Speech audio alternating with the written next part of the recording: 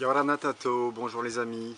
Alors aujourd'hui j'aimerais vous parler d'un bouquin que j'apprécie beaucoup et qui s'appelle Guide des plantes sauvages, comestibles et toxiques, écrit par François Couplan et illustré par Eva Stiner. Voilà, c'est un assez gros livre de 400 pages, alors on va dire un livre encyclopédique où François Couplan, qui est un ethnobotaniste renommé, qui a pour grande passion, je pense que c'est la passion de sa vie, les plantes sauvages comestibles justement. Il a parcouru le monde pour étudier les rapports entre les hommes et justement la végétation qui les entourait. Donc voilà, donc là il s'agissait pour lui de faire un guide exhaustif et vraiment il est très complet. On a à peu près 200 plantes comestibles et 80 végétaux toxiques qui sont présentés.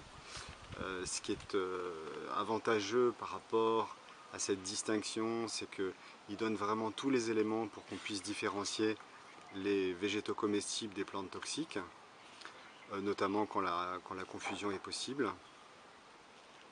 Les illustrations de Madame Stiner sont vraiment magnifiques. Je ne sais pas si vous voyez bien. Voilà. Toutes les plantes font l'objet d'une illustration, donc c'est vraiment chouette.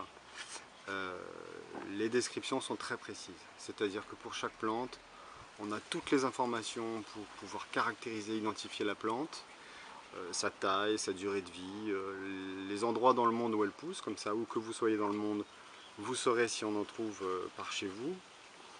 Et puis les usages. Alors les usages traditionnels qui sont faits des plantes, parce que certaines plantes sont utilisées pour plein de choses et pas seulement pour l'alimentation.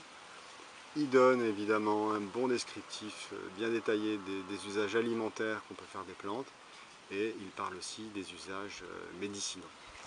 Donc voilà, un livre vendu 38 €, édition Delachaux et Niestlé, collection Les Guides du Naturaliste.